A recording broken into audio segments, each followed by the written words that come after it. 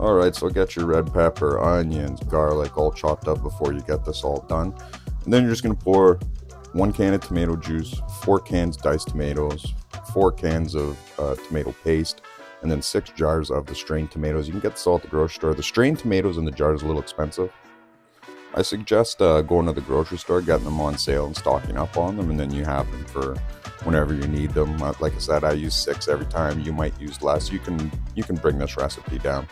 But once you get it all mixed in here, put the jars upside down so the stuff that's stuck to the glass will come to the bottom. You got to put the lid back on first, and then you just put them upside down, and then you just open them up later in the sauce, and you get like an extra cup out of all 6 jars, almost like 1 cup, less than a cup though. But it just so it's no waste, and you're not throwing stuff out in garbage or rinsing it down the drain.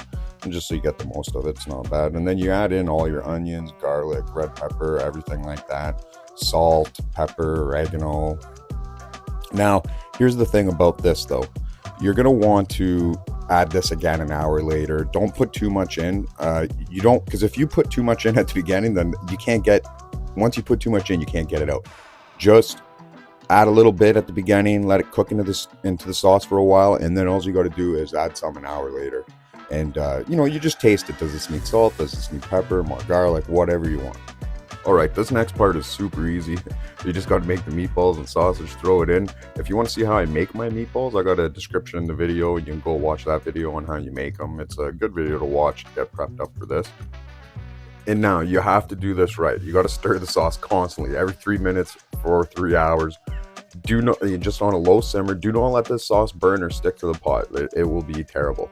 And then after 3 hours, it should have went down like 2 inches, inch and a half. And you got to do this because it gets rid of the tomato acid. This will give you bad heartburn if you don't stew this down. You always got to stew down your tomatoes because they have a high acid content.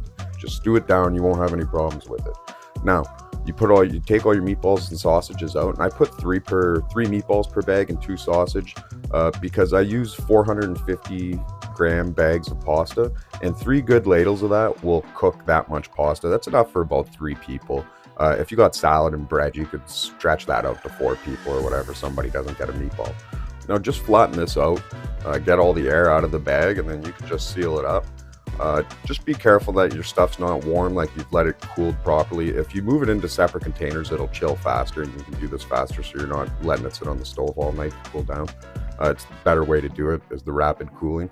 After this, I got 14 bags, so you know what I mean? That's a lot of meals. That's a couple of months for me. I don't eat it every 2 days, only once a week. You put it in the fridge overnight, so it doesn't unthaw your freezer, because if you put a bunch of room temperature stuff in the freezer, it'll do that. And then just stack it up to save room, and you're done, man. Luna, what did you think?